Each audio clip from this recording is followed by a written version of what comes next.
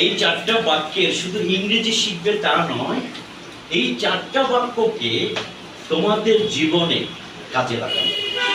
দ্বিতীয়টা দেখো, হাল ছেড়ো না, চেষ্টা চালিয়ে যাও।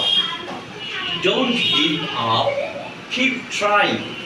অনেক সময় দেখো, এই যে আমি এটা পারছি না, ও কঠিন কঠিন, হবে না আমার দ্বারা, এটা কখনো মনে করবা না।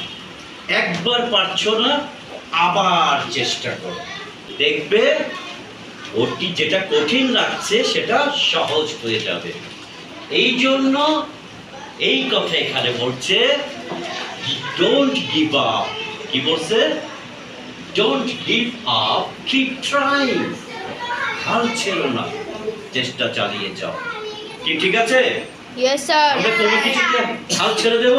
No sir. কি করতে হবে? চেষ্টা চালিয়ে যেতে চেষ্টা হবে। চালিয়ে যেতে হবে। ওকে।